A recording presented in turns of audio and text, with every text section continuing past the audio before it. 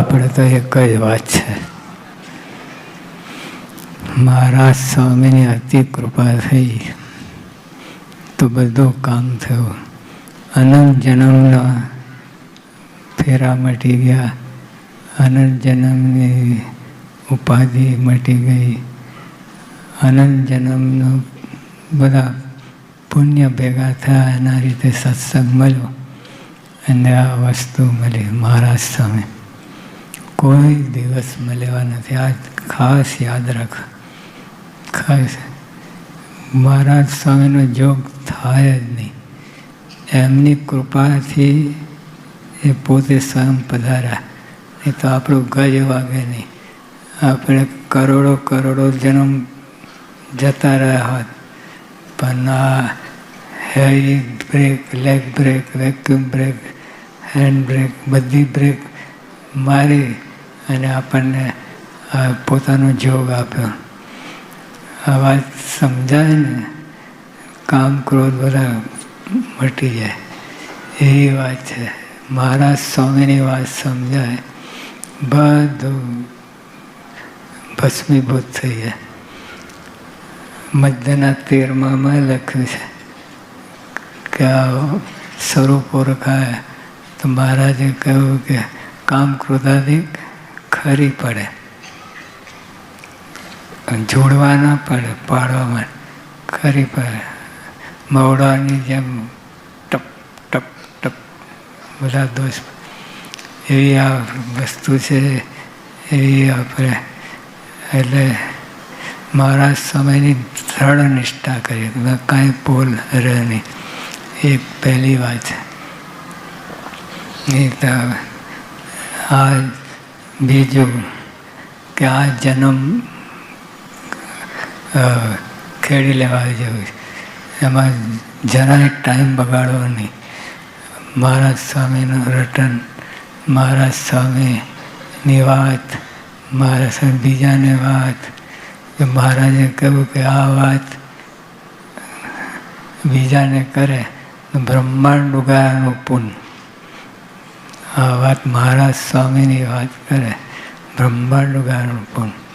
આ યોગી આપણે તો કહેવાય કે આ બ્રહ્માંડમાં આપણે તુલ્ય ભાગ્યશાળી માનો એ જ ભૂલ. આપણાથી કોઈ બીજો ભાગ્યશાળી નથી. અનંત બ્રહ્માંડનો રાજા હોય તો આપણા જેવું ભાગ્યશાળી નહીં.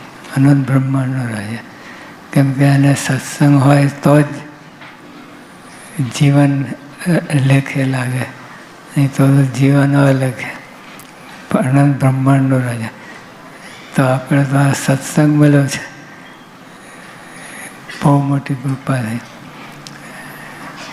આપણે આમાં જ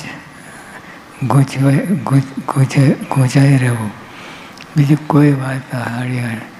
બીજી વાર આપણે સાહેબે કહ્યું હતું 90% બુદ્ધિ ભ્રષ્ટ કરે એવી વાતો છે. 90% આપણે જે વાતો કરી છે 90% એવી વાત બુદ્ધિ ભ્રષ્ટ કરે, અને 9% સરબર રહે, અને 1% અધ્યાત્મ જે આપણને મળ્યો છે. આપણા સત્સંગમાં કથા વાર્તા ગુણગાન એ છે, બીજું કાંઈ થતું નથી. અધ્યાત્મ, નર્યું અધ્યાત્મ.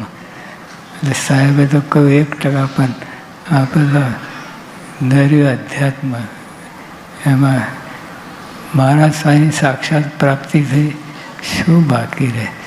કોઈ દિવસ ક્યારે મળ્યા નથી, અને એમનાથી પર કોઈ વાત નથી. સર્વોપરી, સર્વોપરીમાં કેટલા, જો 10 કરતાં 11 ઉપર કહેવાય, 10 કરતાં 100 ઉપર કહેવાય, 10 કરતાં કરોડ ઉપર કહેવાય, 10 કરતાં લાખ ઉપર, અબજ ઉપર કહેવાય.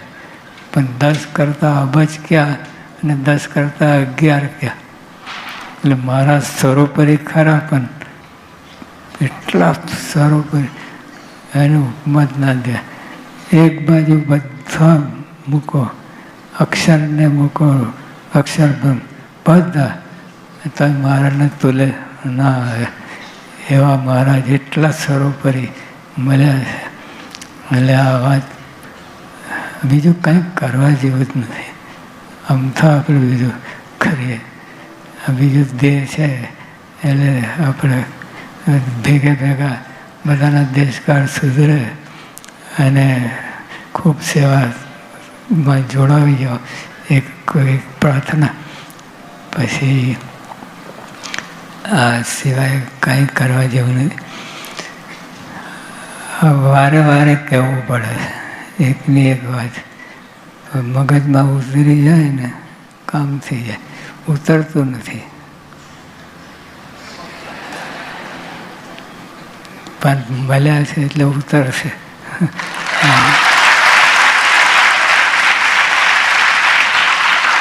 મારા સ્વામી છોડેવાળા સ્વામી ગુણાત્માનંદ સ્વામી કહ્યું કે એક ભૂત વર્ગે તો છોડતું નથી, અમે છોડી આવ્યા છે.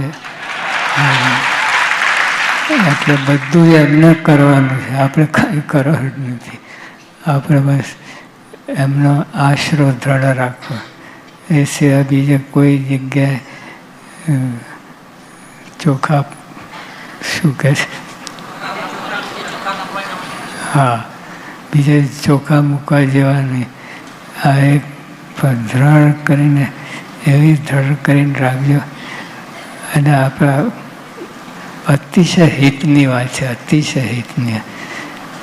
બીજું બધું તો અનંત જન્મથી કર્યું છે, કૂટારો કર્યો છે, પત્તો પડ્યો નથી. આ જન્મ એક સેકન્ડે બગાડવા જેવું નથી. મારા સ્વામી અને બીજું બધું do the best, leave the rest.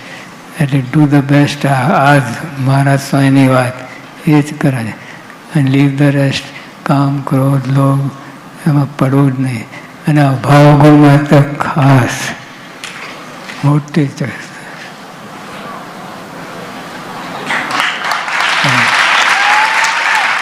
બધું તમારું ડાઉન કરી દે. ત્યાં ગમેલી પ્રાપ્તિ કરી હોય ને એક સેકન્ડનો બધું ભસ્મીભૂત થઈ જાય ભાવને. એમાં પડવું જ નહીં. યોગી આપણે કહું અભાવ અવગુણની બારી ખુલ્લી હોય ને તો જોઈને ડોક્યું કરવા ના જવું. આપણે તો બંધ હોય બારી ખોલી તોડી જોઈએ અને બીજા 5ને બોલાવીએ. આવા ધંધા ના કરવા. અભાવ બહુ મોટી પ્રાપ્તિ છે. આપણે આમ ખોઈ નાખીએ જરાકમાં, એક જરાકમાં ખોઈ નાખીએ, એ ના કરો.